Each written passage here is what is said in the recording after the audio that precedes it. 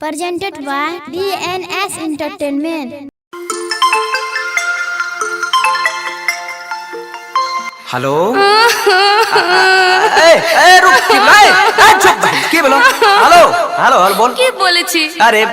बोल ना की बोलो हम नहीं रहबा तोरा घर में आय तोरा बनी से की तोरा की बोलो तो के दिक्कत की तोर भाई बाप मैं रोज घिसेट कराय छो भाई बहन हमर भाई बाप तोरा से तू कुछ नहीं ओकरा बोले छी तो कोरिया भड़वा हमरा पर ध्यान नहीं दै छी रे ए जो है अरे आवेल पड़ते की तो जल्दी आओ ना भैया बोला के चल जइबो लहरा है नहीं रुका बहन जो हम काहे ला रहली रुका साथे की होय छ तो सुन हम बतबै छियो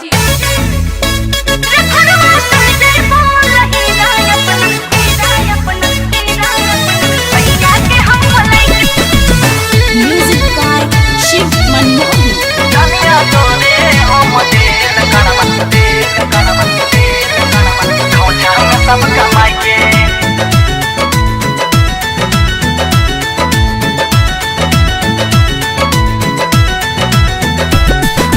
मैयो तोहर रोजगारी दै छो मैयो तोहर रोजगारी दै छो बाप बोले छो गरमाई के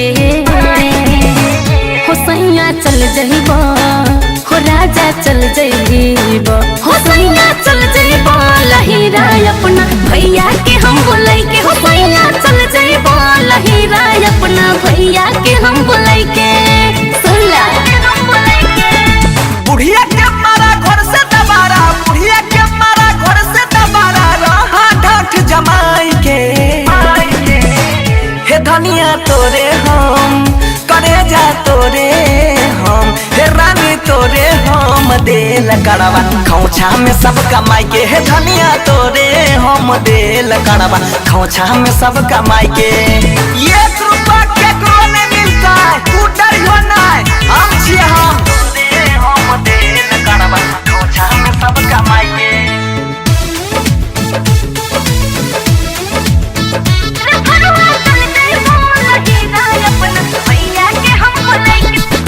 उल्हन दै छ बड़की गोतनिया दिल का न कुछो बाप हो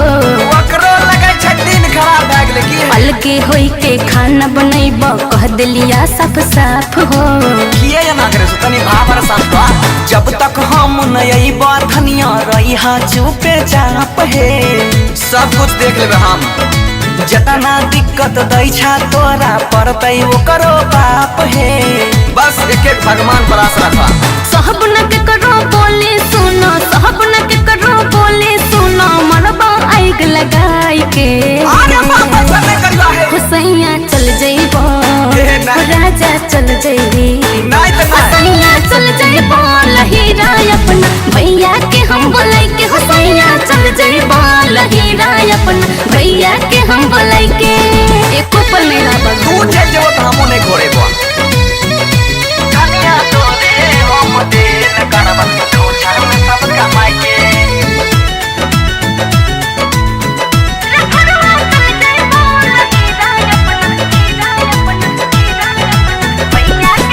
कहलो खून लाठी लेके हुल रह छोटका हो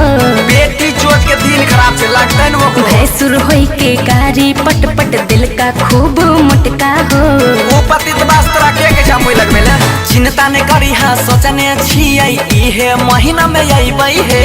आब हमरा सहल ले जेतवा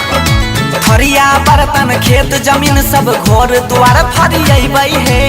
कुछो ने कहै छी तोकर मन बढ़ै छै कहै छ पर भासु न हो बंसी फैसला करतै मोनिस महिया लनी हो पंच बुलाई के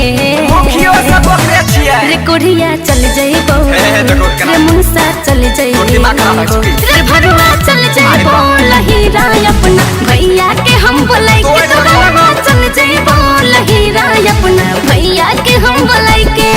समझली।